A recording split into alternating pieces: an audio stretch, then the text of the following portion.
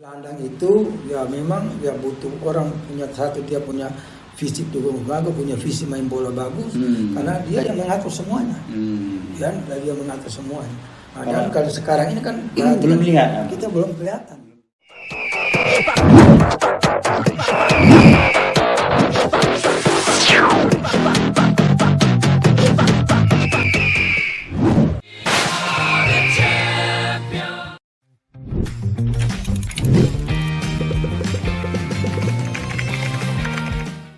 Assalamualaikum warahmatullahi wabarakatuh. Salam sepak bola. Jumpa lagi kita berbicara tentang sepak bola, dan kali ini kita mengundang tamu spesial kita, yaitu mantan legenda gelandang timnas Indonesia pada tahun 80-an, yaitu Bang Eli Idris. Terima kasih, salam olahraga. Ya. Sehat selalu Bang ya. Alhamdulillah. Dan saya ditemani seperti biasa dengan Laras Setiadina Purwoswari. Ya, kami berdua akan berbincang. Kita tanya-tanya kepada Bang Eli Idris gitu ya. Silakan Mbak Laras. Ya. Bang Eli Idris, tolong dong highlight selama berkiprahnya di sepak bola, baik di klub ataupun di timnas. Ya, kalau kita angka 80-an tahu. Ya kan, saya di jalan masih bisa mengenali Eli Idris ya. Nah, tapi kan biar anak-anak milenial ini kan perlu di-refresh ingatannya. Jadi ketika Abang pertama kali main sepak bola di klub dan kemudian di Galatama dan timnas terus. Oke, terima kasih. Sedikit perjalanan ya di bola ini. Kemudian saya masuk Jakarta itu 79. Ya, 79, kemudian saya masuk ke Jayakarta, dan Jayakarta itu tahun 80. Ya, di situ saya main di junior dulu, habis junior saya masuk di Galatama. Di Galatama itu sempat saya juara 2. Jayakarta juara 2 karena kalah dengan Niat Mita. Kipernya Sudarno ya? Sudarno. Ya, 2 tahun di perjalanan 2 tahun di Jayakarta, saya pindah ke Bogor, tadinya Nita Utama, Bang. Ya, Nita Utama tuh pembelian dari Lampung, Lampung Putra. Jadi waktu itu namanya PS Lampung, ya, Galatama itu. Di situ saya dua kali juara juga, ya di Galatama di Nita Utama itu saya 2 kali juara, 2 tahun juga. Kemudian saya pindah lagi ke Kramayuda. Ini perjalanan di bola. Saya pindah ke Kramayuda. Main lagi di Kramayuda itu 2 tahun juga, 2 kali juara. 2 kali juara. Iya. 2 tahun juara. Habis itu dari Kramayuda saya pindah ke Yanita Utama. Ke Pelita Jaya. Pelita Jaya itu saya 10 tahun. Nah, di situ pun saya juara Galatamanya 2 kali. Jadi pribadi saya itu juara di Galatama itu 6. Ya, 6 kali juara Galatama. Ya. Jadi ini karir saya di sepak bola. Kemudian di PSSI aktifnya 85. 85 itu kita pra Piala Dunia. Piala Dunia pada waktu itu termasuk Dede juga di sana. Itu kita juara subgrup pada waktu itu. Juara subgrup. Pada waktu itu kalau Asia dia ambil 4 kayak kemarin di Qatar itu, berarti Indonesia udah masuk. Nah, pada waktu itu hanya Asia diambil 2. Itu yang kita kalah lawan Korea. Lawan Korea. Nah, itu Korea yang masuk sama Kuwait, ya. Jadi kita waktu itu nggak masuk. Kalau waktu itu kalau Indonesia Asia ambil 2, Indonesia udah masuk. 87 toh? 86 di Meksiko. Iya. Pada waktu itu. Baik. Nah, setelah Piala Dunia kita di Asian Game. Korea. Di Qatar habis itu baru kita main di Korea. Kebetulan kita 4 besar. Di Korea. Kita 4 besar Asian Game itu. Nah, sampai sekarang ini terutama Indonesia ini ya kalau kita melihat itu buat Asia, babak penyisian kemarin pun belum tahu nih babak penyisian Indonesia sekarang ya. Tapi pada waktu itu Indonesia sudah berbuat. Jadi di timnas capsnya berapa? Berapa kali main? Saya hampir mainnya hampir sering main. Itu sampai main terus. Nggak ada di statistiknya juga. Nggak ada waktu itu kita 4 kali main, 5 dengan Korea. Jadi waktu itu kan babak penyisian kan kita ada 4 tim. Kita tuh 5 kali main waktu itu. Itu pun saya main semua. Jadi pemirsa di Bang Eli Idris sama Bang Deddy Sulaiman dan Zulkarnain Lubis dan lain-lain, Ya. itu hampir masuk Piala Dunia. Kalau diambil 4 berarti kita masuk Masuk, sebenarnya pada betul, tahun betul. 86 tadi ya. 86 Meksiko waktu itu. Cuma kita belum rezeki ya. Belum. Mesti sedikit yang diambil. Iya, gitu. waktu itu hanya Iya. 2 ya. Itu Asia, kebetulan waktu itu Asia hanya 2 yang diambil. Dan itu prestasinya sampai Piala Galatama itu banyak banget ya tadi ya. Iya. Terakhir gantung sepatu di mana? Di Persita Tangerang. Oh, Persita. Iya, Persita Tangerang. Oke. Itu 38 saya tahun tempat- umurnya saat iya, itu ya. Iya. Hmm. Kebetulan di situ ada pelatih saya almarhum Benny Dolo. Bendol. Benny yang panggil saya di sana waktu itu. Baik, Bang Eli Idris, bagaimana sih formasi pemain timnas senior? Timnas senior saat ini. Apakah sudah memadai untuk menyuplai bola ke Ya. lini depan?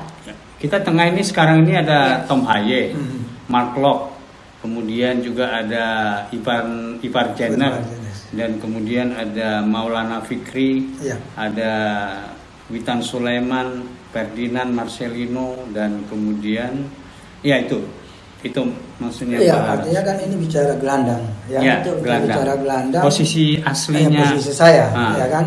Artinya kalau di sepak bola ini kalau bicara gelandang itu motor. Betul. Motor di sepak Oke. bola. Kalau biasanya dibilang kalau timnya itu kalau gelandangnya hidup, timnya itu pasti jalan. Karena itu motor. Motor kita nggak bisa Ke bawah lepas dan dari ke depan. betul. Transisi ya. Betul. Pada saat menyerang pada saat bertahan. Hmm. Dan orang yang pertama membuat pertahanan itu adalah gelandang. Ya. Nah ini yang dipertanyakan, ini yang sekarang ini yang kita lihat. Ya. Ini timnas ini sekarang itu saya belum tahu, belum punya itu yang kita lihat sekarang ini. Makanya kenapa dia gagal? Ya, kenapa timnya nggak jalan? Ya, Sedang Sintayong ini sebetulnya kan kemarin yang kita lihat itu dia udah kayak ini. Tapi belakangan ini kemarin yang dia gagal itu di Piala AFF itu. Oke. Piala AFF itu. Makanya kalau dipertanyakan gelandang ini orang tidak bisa bicara bola kalau gelandang punya bagus pasti timnya pasti bagus. Dan formasi yang dibermainkan kemarin kan 4-3-3. Di formasi ini di tim itu apapun formasinya yang penting pemain yang diturunkan ini sama pelatihnya ini mereka bisa mengerjakan instruksi yang apa diberikan itu. Karena itu terutama motornya itu di gelandang. Kunci gelandang Betul, ini kuncinya ya. itu di gelandang. Kunci dalam bertahan dan kunci Iya. dalam menyuplai bola Menyuplai untuk ke bola. depan. Nah, makanya saya waktu itu saya sempat dijulukin gajah putih dari Thailand. Ya, saya di bola waktu itu kan waktu dijulukin gajah putih dari Thailand. Kenapa mereka julukin saya gajah putih dari Thailand? Karena waktu itu di mana ada bola situ ada saya, di mana bola itu ada saya. Dan pada waktu itu napas saya yang paling tertinggi di tim itu napas saya. Saya punya tenaga itu nggak orang bilang nggak harus itu ada di saya. Kalau di waktu Piala Dunia 94 itu di timnas Bulgaria itu ada namanya Krasimir Balakov. Itu tenaganya kuda. Iya. Di bawah, di tengah, di depan juga gitu. Seperti itu ya Eki Betul, dulu itu ya. kira-kira seperti itu ya. Makanya gelandang itu ya memang ya butuh orang punya dia punya fisik juga bagus, punya visi main bola bagus, karena dia yang mengatur semuanya. Ya, dia mengatur semuanya. Nah, dan kalau sekarang ini kan belum lihat. kita belum kelihatan. Yang Walaupun individual oke semua. Itu sih oke, ya kan. Nah, tapi kalau pada saat menyerang bertahan itu kan mereka belum punya itu. Belum menjadi tumpuan di dalam Tumpuan serangan kita gitu. itu. Makanya kita suka kedodorannya karena di situ. Nah, karena kita punya gelandang ini terus terang itu belum maksimal lah dibilang. Belum ya kan. maksimal. Oke, baik. Bang Eli, mengenai peluang timnas Indonesia tembus Piala Dunia 2026, bagaimana menurut Bang Ya. Eli? Tergantung gelandangnya. Peluang Iya. ini sebelum terjadi peluang ini kan ada pergantian pelatih. Iya. Iya. Ya kan? Oke. Dari Sintayong ke Clever. Ya. Oke. Kalau lihat dari Clever ini buat pemain dia punya prestasi. Ya, buat pemain dia punya prestasi, nama besar. Ya. Oke. Tetapi untuk di kepelatihan dia itu sebenarnya masih baru juga. Ya kan? Tetapi kan ya ini kan kita belum tahu apa yang dimaunya Erik ini. Ini Erik Thohir kan yang memanggil itu Clever ini ya untuk membantu tim nasional ini. Nah, kita nggak tahu. Karena bagaimanapun di kepelatihan itu kan pelatih juga kita butuh jam terbang, pengalaman, seorang pelatih punya jam terbang pengalaman, ya untuk menyatukan tim, mengangkat tim. Nah ini kan yang kita belum clear sampai sekarang kan kita belum tahu clearnya ini. Nah yang kita melihat waktu yang dekat ini kan, ini waktunya ini yang sedikitnya ini agak sedikit masalah dengan persiapan tim. Persiapan tim itu waktu dengan tim. Tapi kita nggak tahu apa yang akan dilakukan oleh Peter Clifford pada saat nanti dia melatih tim. Paling nggak kan dia sudah mungkin juga udah tahu, ya kan. Kemudian juga mungkin dia sudah pelajari lawan-lawan. Karena kan mungkin kita kan ada 2 kali main di kandang, 2 kali main di luar. Ya, nah intinya timnas ini kan butuh poin 9 poin. Itu aman. Ya, untuk mengamankan masuk sana pun butuh 9 poin. Jadi paling nggak kan 2 kali menang di kandang, 1 kali menang di luar. Ya kan? Tapi kan kita belum tahu juga, karena kita mau balik lagi bahwa sekarang ini kan mereka menambah lagi pemain naturalisasi. Kalau salah ada nama lagi, kalau nggak salah 3 lagi. Ya, untuk ada satu dari kampungnya Bang Eli ya, Joy Pelupesi. Itu kan asli, orang bilang asli Maluku kan. Maluku. Iya. Nah, kita sih itu juga gelandang juga dia. Iya. Kita sih berharap, makanya Peter Clifford mungkin dia tahu kekurangan di belakang ini butuh apa, butuh siapa lagi, di gelandang butuh siapa lagi, di depan butuh siapa lagi, ya. Itu Peter Clifford kan mesti tahu dengan dia punya timnya lah, tim kepelatihan itu, ya kan. Dan di samping itu kan Bang Eli, untuk kita ingat juga bahwa Patrick Kluivert ini sepertinya simbol ya. Karena yang otaknya itu situ adalah Alex Pastoor. Alex Pastoor itu. Gitu. Ya mudah-mudahan nanti formasi apapun nanti dibentuk oleh mereka, kita percayakan. Betul. Tapi yang jelas bahwa faktor gelandang ini tadi ini harus menurut Bang Eli harus menjadi ditempatkan sebagai unsur yang vital ya. Betul. Sebagai penggerak dalam penyerangan maupun visi bertahan. Gitu. Nah, itu memang itu ya, itu kita nggak bisa lepas dari di bola itu kan, gelandang itu kita nggak bisa lepas. Karena tadi saya bilang bahwa motor di sepak bola itu adalah di gelandang. Di sekarang ini dari nama-nama tadi kita sampaikan, siapa yang Abang punya pengamatan? Nah, artinya nama yang ada sekarang ini yang entah amatan positif ataupun kekurangan atau gimana? Iya, yang baru saya belum lihat, ya kan. Tapi kalau kemarin dengan Sintayong itu, ya kan kita udah lihat semua itu. Ya. Ivar Jenner, Tom Haye itu ya kan kita udah lihat semua. Yang kita lihat itu yang terjadi itu kan ya itu mereka pada saat kalah bola aja mereka belum bisa, namanya man to man itu, ya kan, man to man itu ya mereka nggak punya seperti itu, ya. Nah itu yang mungkin akan dirubah dengan Peter Clifford sampai itu. Ada catatan khusus nggak dengan Ivar Jenner? Iya, artinya mereka ini kan sebetulnya kan punya jam terbang, ya kan. Sedikit udah punya pengalaman, ya di luar lah, ya kan. Yang kita butuhkan, timnas itu butuhkan sekarang itu pemain benar-benar yang punya kualitas itu, yang punya orang bilang di man to man-nya itu, terutama di gelandang itu, ya kan. Karena nanti motor sepak bola di gelandang pun di sana lawan pun kalau nanti lawannya bagus kita nggak bagus, nanti kita sendiri yang sedikit bermasalah. Ya pemirsa, kalau misalnya Bang Eli Idris mengatakan demikian, beliau punya alasan. Karena beliau adalah mantan timnas dan kita hampir masuk Piala Dunia. Yang kalau ukuran sekarang diambil Asianya jumlahnya seperti sekarang, Bang Eli udah di Piala Dunia Meksiko. Udah di Meksiko. Jadi ketika beliau menyampaikan ini bukan omon-omon, beliau sudah ada pelaku. Kalau benar masuk akal, saya setuju. Kalau ngomong ya kumaha. Kita mau cerita itu cerita, omon.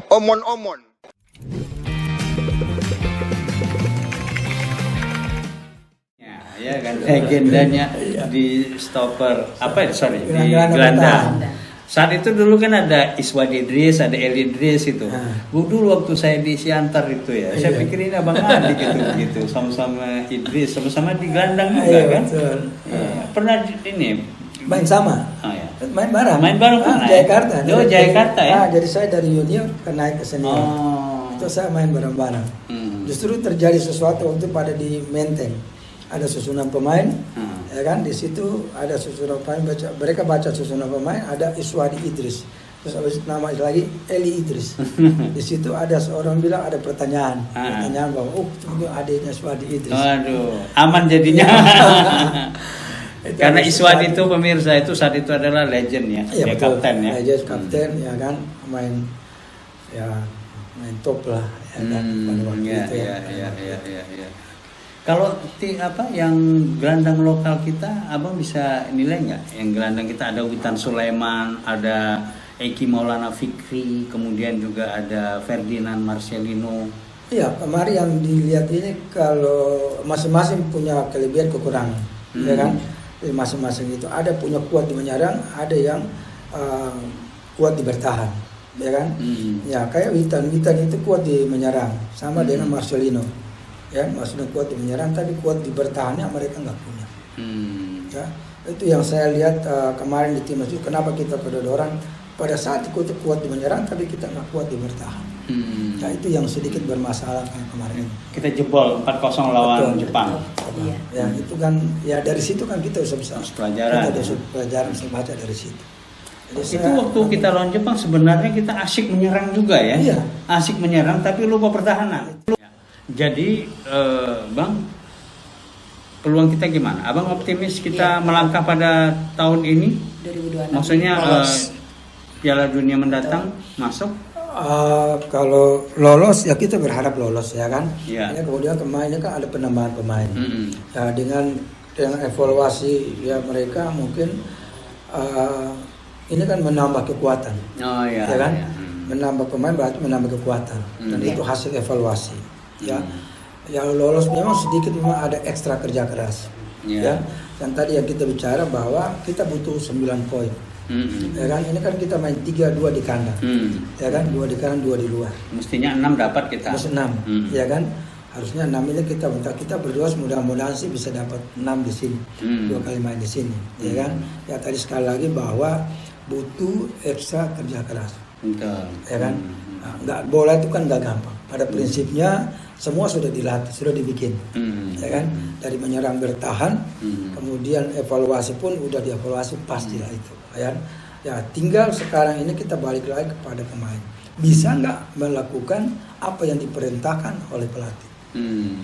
Kan kadang-kadang kan seperti itu. Nah, itu namanya kan taktik strategi itu kan sudah dilatih, sudah dibikin, sudah dibicarakan. Jadi tinggal bisa nggak pemain bisa melakukan apa yang diinginkan oleh pelatih. Ya, Bang, ini terakhir. Para pemain itu kumpul di Sydney di Australia. Itu tanggal 17 dan tanggal 18 Maret. 19 istirahat total latihan. Tanggal 20 dan lawan tanding. Betul. Dan sementara ini tim pelatih baru. Ini masalah tidak? Masalah kan. Terus terang saya juga berpikir ya kan, ini bikin bola ini kan butuh waktu, persiapan itu dengan waktu itu kan. Tapi Australia juga begitu kan? Kumpul-kumpul pemainnya juga. Dari Eropa dan macam-macam. Beda, artinya kan gini Bang, ini kan berarti kita bicara kualitas juga. Kadang-kadang itu yang dikumpulkan pemain sebetulnya biasanya persiapan itu kan dipanggil pemain dari luar itu kan, nah, itu kan biasanya pemainnya udah matang. Nah, kita nggak tahu ya, kalau kemarin kita evaluasi lihat yang waktu Sintayong kemarin itu kan belum terlalu, bukan berarti nggak matang, bukan, hanya belum terlalu matang seperti itu. Nah, dengan waktu yang sekarang ini, mungkin Peter Kluivert dengan timnya ini mereka udah tahu apa sih yang harus kita lakukan kan, kan gitu ya. Makanya juga ada ditambah 3 pemain baru itu tadi ya, untuk lebih safe. Betul. Baik Bang, terima kasih nih bincang-bincang kita. Mudah-mudahan timnas kita bisa mencapai reputasi yang tertinggi dan masuk Piala Dunia sejarah. Kalau dulu sejarah hampir diukir oleh Bang Eli Idris, Bang Dede Sulaiman dan kawan-kawan. Nah, mudah-mudahan yang era sekarang ini ya. Ya, baik pemirsa, kita cukupkan pembicaraan kita. Terima kasih. Salam sepak bola. Salam semua. Baik, thank you Bang. Terima kasih Bang. Terima kasih Bang.